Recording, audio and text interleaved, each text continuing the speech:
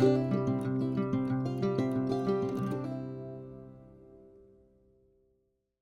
everyone, it's Jessica. Thank you for watching with me today.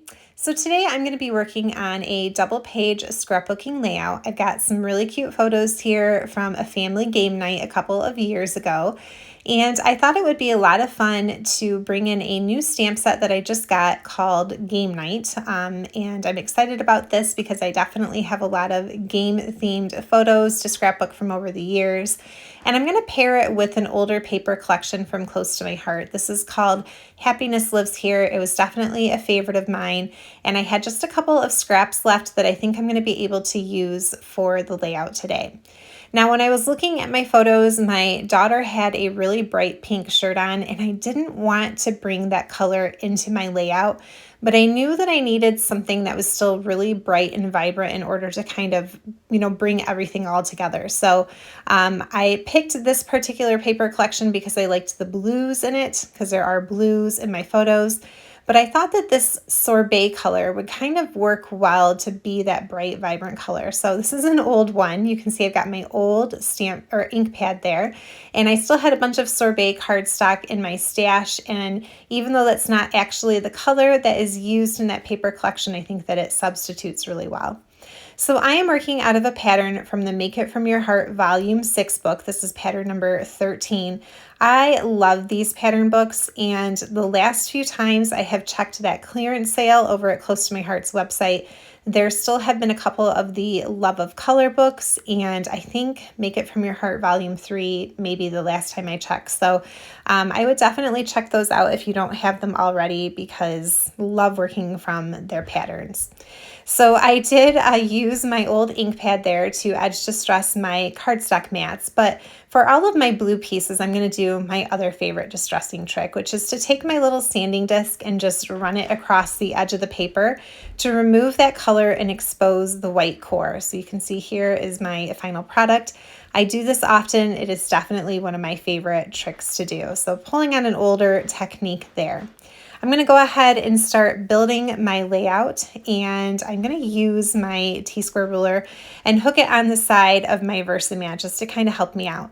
Now, I don't know about you guys, but whenever I need to use a T-square and it's kind of towards the bottom end of whatever my paper is, I don't feel like I get enough of that T along the one side to really hook onto the mat. So I like to just scooch my paper up so that way I have a little bit more for the T part to kind of, grab a hold of the Versamat. And I do my measurements that way just by scooting the page up. So I'll go ahead and kind of get the basics laid out here.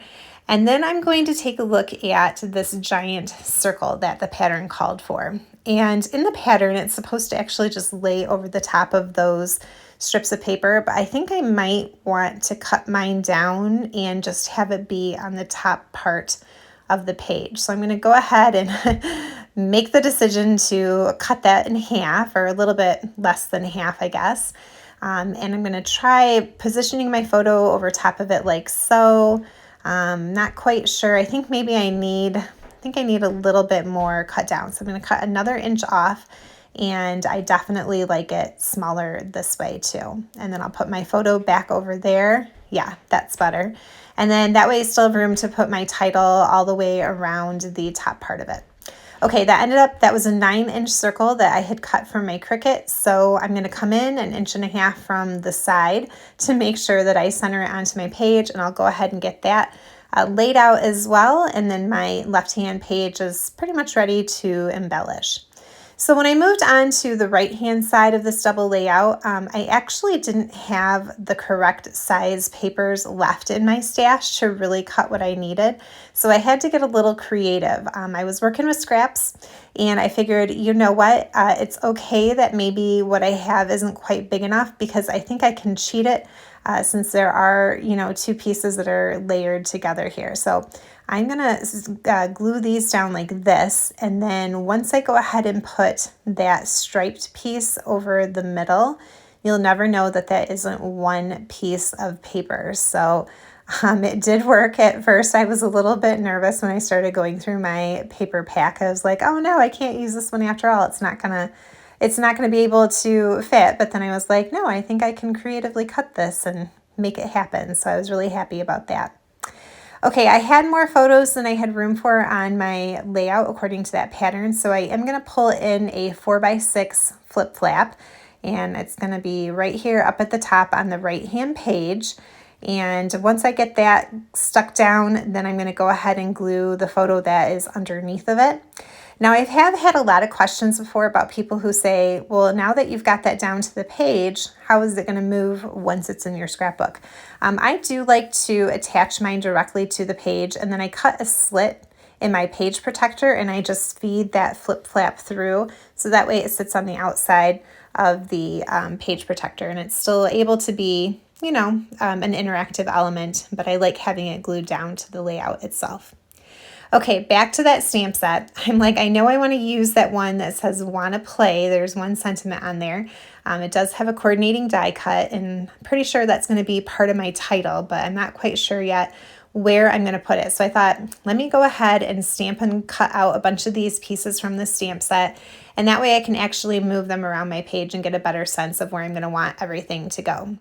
At first, when I was doing my stamping and die cutting, I was using only Sapphire and Sorbet ink because I thought, well, those are the two main colors in my layout here, so I'm just going to keep it consistent with both of those. And so everything was either Sapphire or Sorbet. But once I had them cut out and I was starting to try to move them around the page and figure out how I wanted to layer things up and, you know, create my embellishment clusters, I was really not feeling it. Like here especially, you know, I liked the placement of that, but it was like all blue and all sorbet. Like there was no variety. And so I decided pretty quickly that I needed to go back to my stamp set and do a little bit more stamping and die cutting. And I ended up using the colors that are in that cream colored paper there that has the little, you know, stripes on it. So I had sage for green, canary for yellow, and then I also used peach. So I ended up with more colors to play with once I start trying to figure out these embellishment clusters, and that worked out much better. So here you can see I've done a whole lot of die cutting. I cut a couple of extra blank pieces as well, so that way I can glue them together and do a little bit of stacking for dimension. I also brought in that heart zip strip off the top of one of my papers from the Happiness Lives Here collection, and I'm going to tuck that behind the 4x6 photo. And I like the way that that looks. It just kind of brings that dark orange sorbet kind of color up a little bit to the top of that page. So I'm going to go ahead and try to spread out my colors and definitely use, you know, if not all of the colors in every cluster, then at least most of them. And I also tried to vary, you know, if I had a green color card on this side, I tried to use a different color card on the other side. If I had a yellow colored chess piece on one part, then I tried to use a different color chess piece on another embellishment cluster. So I was just trying to mix things up while still representing all of the colors and kind of working things in. So I'll kind of fuss a little bit with the placement here. And then, like I said, some of them I'll glue together to get a little bit of extra dimension. Some of them do go down flat to the page, and some I end up using a little bit of foam tape behind them, but they have a nice dimension once all is said and done. Okay, off camera, I used my Uppercase Simple Serif thin cuts to cut out Family Game Night from French Vanilla Cardstock. And I did layer that up so it's got 2 letters thick. So I've got 2 pieces of cardstock glued together for each of the letters, just to give it, again, a little bit more dimension. Now, before I glue any of these letters down, I do want to make sure that the first letter and the last letter in that title both hit at the same level across the arch of that circle, because if they didn't, I knew it would bother me. So that's why my T-square ruler is out, and I'm going to start by gluing down first the F and then the T, and then I'll just kind of move my way up towards the top as I glue the rest of those letters down. So got that all figured out there. And now that I'm looking at it, I'm like, oh, I'm missing a third point here in my visual triangle. Something's got to go up to the top or down to the bottom. So I had a couple more pieces left over from my die cutting before, and I think I'm going to make just a little mini cluster down here to be that third point. And again, just trying to, you know, have a little bit of variety in what colors I use and, you know, for which piece.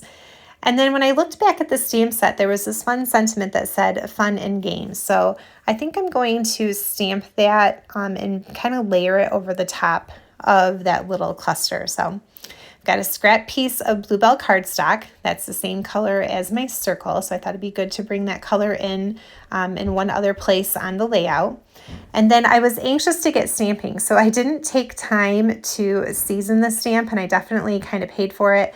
If you have a brand new stamp, it's worth the time to kind of rub it across your arm, rub an eraser over the surface of it, and just to remove those production oils. You'll get a much crisper image, and it helps the ink to kind of sit on that stamp a little bit better. I had to stamp it a whole bunch of times because it wasn't coming out very clearly for me. So now that I've got it cut, I'm going to dovetail the ends, and then I will put a little bit of foam tape over top, underneath of it, and layer that over top of that tiny little cluster down there at the bottom. Once I get that done, I will be nearly finished. So I was really excited to scrapbook these pictures, not only because I had that new stamp set that worked out perfectly for the layout, but also I love these pictures because the kids are just so sweet and affectionate in them. And honestly, that's not a very normal thing for them. You know, they're siblings and they definitely fight as much as they play and get along. But they were super cute this night. They were like all snuggled together and kind of leaning against each other and just having a lot of fun with playing Monopoly. So I love that about this particular layout. All right, I still had another piece of that heart zip strip, so I wanted to bring it over to the other side of my layout. I'm going to go ahead and just tuck it up top here like I have it over top of the other 4x6 photo, and I think that helps to fill in some of that space, that blue space up there. It was kind of feeling a little empty to me, and I wasn't sure what else to do with it, but I think that zip strip kind of finishes it off a little bit. And now that I've got my enamel dots down, I think I'm pretty much done. I did off camera take some of the tiny little stamps that are on that set and stamp a club and a diamond and a heart and a couple of my clusters. I didn't love it once I did it, but I always do that. Like at the very end of a layout, I come in and I stamp a few things and then I wish that I hadn't, but it's fine. So I did stamp those off camera, but otherwise this layout is done.